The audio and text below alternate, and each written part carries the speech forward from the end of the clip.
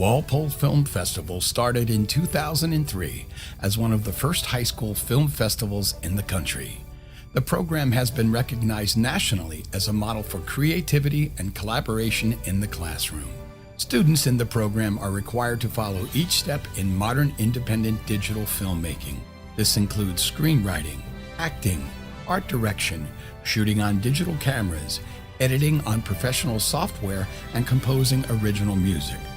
The festival culminates each year with a red carpet ceremony that celebrates the achievements of each crew. To learn more about this year's Walpole Film Festival and how to become a sponsor, please visit our website, walpolefilmfestival.com. Thank you and enjoy the movie.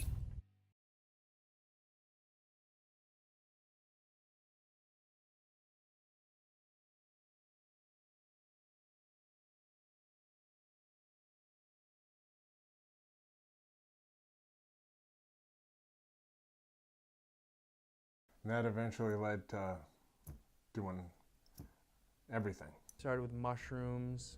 Not only was I doing cocaine, I ended up selling cocaine. Muscle relaxers, cardiosopropionol, Perk 30s.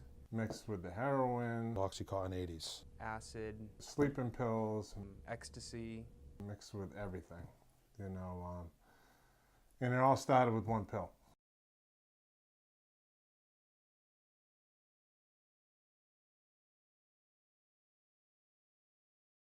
The current epidemic really dates back to the mid-1990s. So it goes way back. It's not a recent thing. Recently it's gotten a lot worse, but it was already evident 15 years ago or close to 20 years ago, which is kind of scary. And we've always had overdoses. I mean, we've always had heroin overdoses. We just didn't have them at this rate. In 2013, the federal government first made funding available, which is usually an indication of when something really becomes a problem. So when grant money is released for something new, it's typically reactionary. So in 2013, 6 grants were given out across this nation to develop data-driven strategies for preventing pharmaceutical overdoses. And there were 2 funded locations on the eastern seaboard. One was Manhattan, and the other was the Norfolk County District Attorney's Office. So to say that we're a hot spot is an understatement. It's everywhere. And so I think that we can't just treat it in the cities and think that, oh, you're from Walpole, you know, everybody has a good life here, because it's here as well. I would say since like 2009, 2010, it started to increase. And then by 2011, we actually saw like real numbers start to change and more people that were having overdoses. And then we started to see fatalities. And not only just here in Walpole, but across Norfolk County. In 2013, the overdose death total that won us that funding, unfortunately, was 63 fatal overdoses. In 2014, we had 93.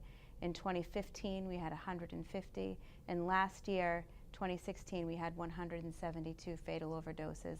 And that's with all of the new layers of prevention and education, outreach and prosecution that we're doing. So I'd say the last 4 years, the uptick has been staggering. In the past, since 2011, Walpole has had 132 overdoses. And of those, we've had 26 fatalities.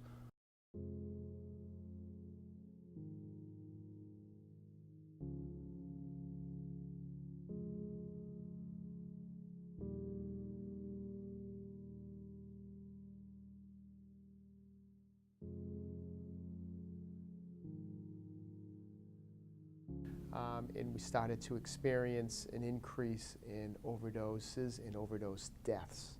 And I think a contributing factor is prescription pain meds, because we know that approximately 80% of folks that are dealing with a heroin addiction started with abusing prescription pain meds before they made the switch to heroin. It's actually the pain medication prescribing that's been one of the major drivers for the current epidemic.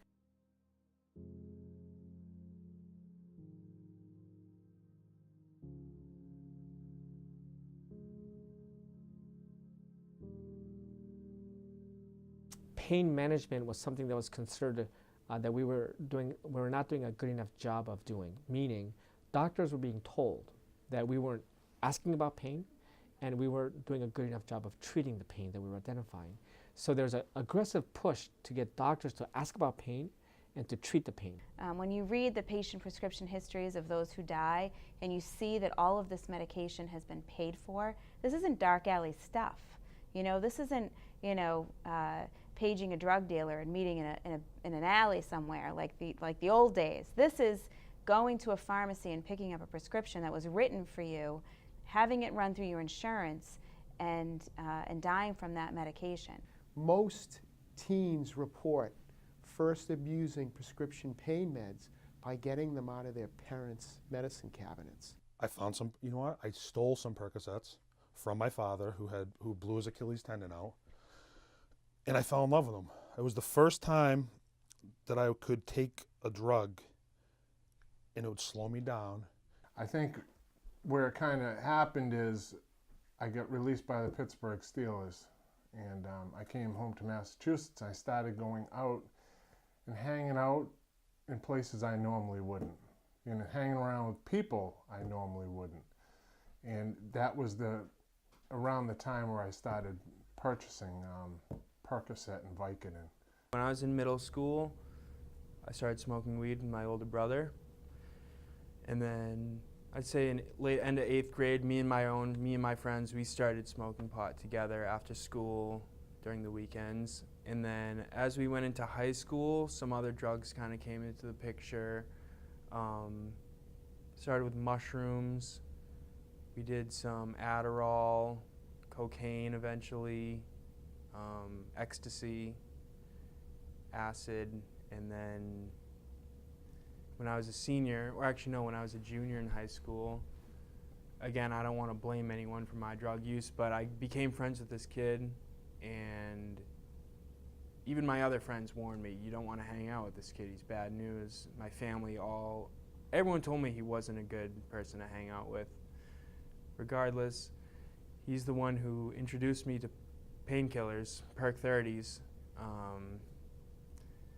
and I mean, I had tried all those other drugs I just mentioned, and the first time I tried Percocet, I really liked it. It felt really good, and kind of all my judgment went out the window, and I kind of started basing my decisions around, is this going to help me get high on Percocet? One of the things about drug addiction that I think people need to realize is that when you are an addict, your entire life, your entire reason for getting out of bed is to do drugs. And it doesn't matter what anyone says or what anyone does. When I was in full stream addiction, before my eyes would open, literally before my eyes were open, I'd lay in bed, I'd wake up, and before I'd open my eyes, my brain was already saying, get high, get high, get high, get high, get high, get high, get high. Do you have anything? Do you have anything? Do you have anything? How are you going to get something? How are you going to get something? And I can't do anything until I figure that out. But I mean, it's crazy how your decision making and your standards and everything just slowly disappear until, you know, you'll just, I shouldn't say you, I will do whatever it takes to get high again or to get more high. I mean, I'd climb Mount Everest with no clothes on. And I believe I could get to the top of that if you were telling me there was a bag of heroin up there and I was sick on the bottom. That's how strong the will of a drug addict is to get high. It was like, you know, at one point it was, oh, how am I going to get more pot? How am I going to be able to smoke more pot? Or how am I going to be able to drink this weekend? How am I going to have some money to get this or that? Then once the painkillers came into the picture, it was like, I need $30 soon so I can go get another pill. And it just got worse and worse. You know, the addiction picks up speed, it gains momentum, and all of a sudden it's even more and more. It becomes, you know, it goes from being like your 5th priority to your 4th, 3rd, 2nd, and then it's your 1st priority, and it's really all you care about. So I went down to the Super Bowl, you know, and I can remember, and I always tell people this, being on the field as the confetti came down. In my head, I was mad that I didn't bring my pills to the game because there was so much security. I was afraid that there'd be a drug-sniffing dog or something. You know, it's sad, like something when you start when you're 7, this is the pinnacle. And my mind's, I can't wait to get back to the hotel room. That's what I did. I went to the team party. I went back to the hotel immediately. I said hi to my parents, and I sat in my room. And you know, I was the guy who would never use a needle. When I was given blood when I was younger, like I have to go to the doctors, they literally have to tie me down to a table because I couldn't deal with a needle. I was horrified of needles, so I would never use needles. And you know, the values and the morals you lose as a drug addict, it's wild. And before I knew it, I was shooting heroin, you know, all day, every day. And that probably lasted another 3 or 4 years. And it was strictly, you know, I was strictly, that's it. I didn't drink. There was no more drinking to be social. There was no more smoking pot. It was just waking up, and every dime I'd have would go to heroin. I'd be lucky if I could get a double cheeseburger from McDonald's. My will, like I wanted to take the pills more than I wanted to turn my life around. Like 23 years of constant work, you know, of getting to this certain plateau. We had just won a Super Bowl, and I gave it all up 6 months after taking not even 5 months after taking my first pill. The vicious cycle, it's just this mental obsession that is so hard to beat, you know, and people, that's the aspect I don't think people get about the opiate addiction is the mental. It's literally this mental, they have it, it's a disease now, but it's this mental phenomenon, like you can't beat it until you find some kind of help.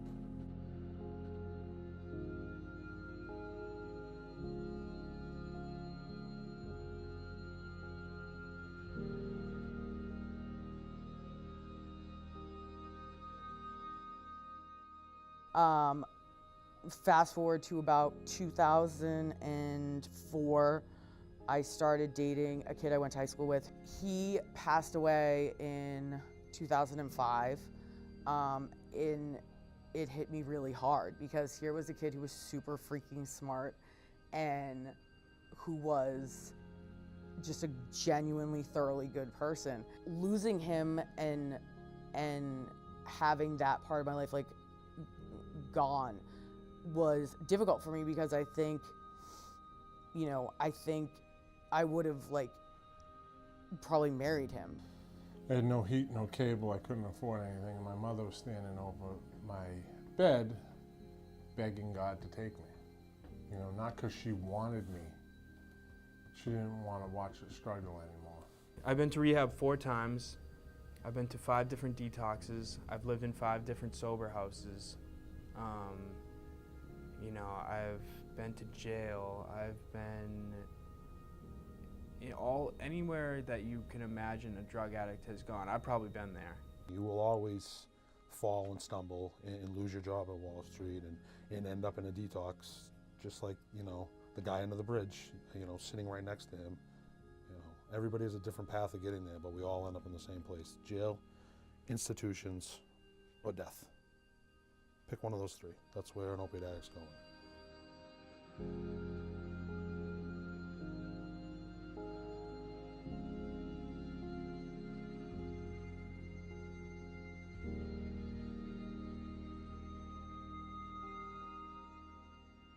A lot of the work that we do has to be about motivating somebody to want to get into treatment. Once you're in treatment actually works really well. We have medications like I talked about, you know, medications, counseling, and also sort of reinforcing their community supports. When patients actually accept treatment and do it, outcomes are very, very good. It's about getting there. That's the hardest part. I was one of those people that said, I struggled because I had an image of what I thought someone with addiction issues was. Someone that was homeless, maybe missing teeth, no willpower. I didn't know an addict could be college educated and get into master's school and play in the NFL. And for a long time, at least 4 years, I struggled because I said, I can't be that. You know, there definitely is messaging that you receive, that I received, that, you know, there was something wrong, right? That I I had somehow failed along the way, that I should be able to will myself through this or figure it out. Because I was a strong, smart, intelligent woman. I really thought that would be enough to help me overcome this significant hurdle in my life. It just makes more sense to try to give some treatment to these addicts. I know it helped me. If I just got sent in jail every time I got in trouble, I'd probably still be in jail. You know what I mean? I would have never learned what I had to learn to eventually put down the drugs. This shift to treating it as a behavioral health or a medical condition has not only opened, it's allowed insurance to start covering some treatment options for folks, which is very important. But it has also changed the conversation that we're having in society. We've come a long way, and we still need a ways to go. And it's really about people being accept others, that accept this as what it is, which is a disease. What we need to do is we need to knock down those barriers of stigma and let people understand that they can let this be known to the community, because there's a lot of resources and a lot of help out there. Kids in my class, I'm very open talking about this stuff, because I think, the way I was raised, the more we talk about it, the more we pretend like we're not above it or that it doesn't happen, is the first step in making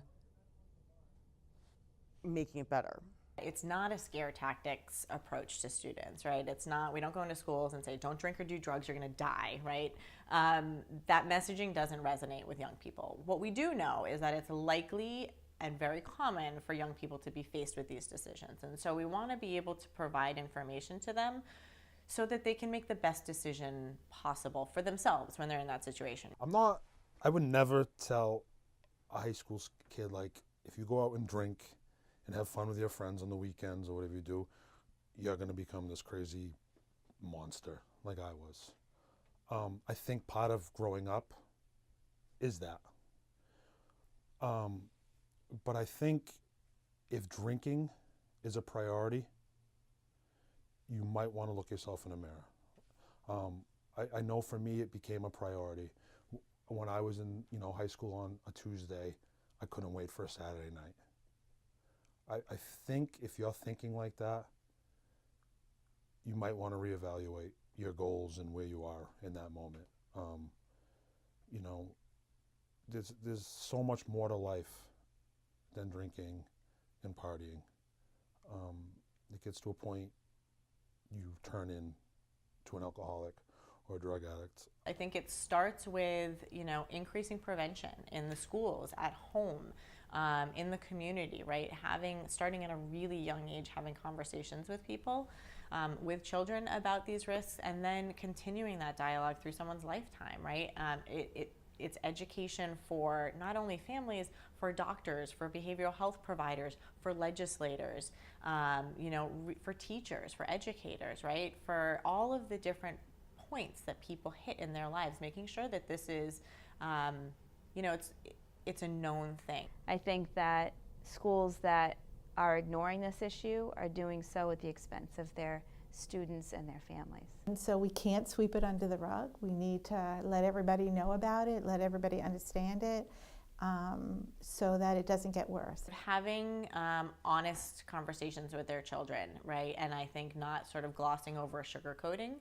And I think the other thing that's really important that we talk to families about is having boundaries, right? Establishing what the rules are around alcohol and other drugs in your family, and then following through on those boundaries, right?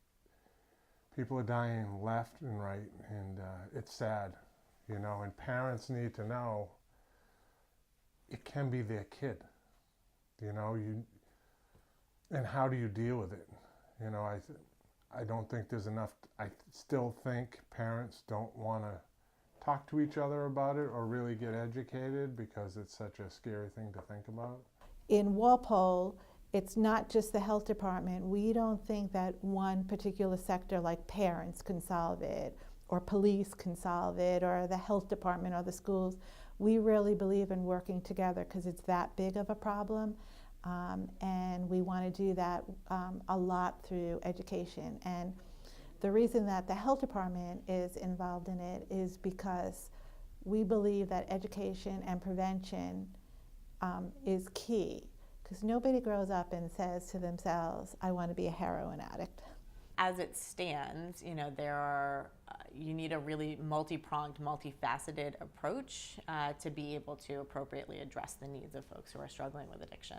So if we keep, you know, the solution a secret, nobody's going to want to get better. But if we put it out there, like, you know, like, we can do this. Like, people can do this together. Like, you can't do this by yourself, but you can do this together. And then finally, helping to support our patients develop a recovery-oriented supportive environment, a community. So it's the medications, counseling, and supporting a recovery-oriented community.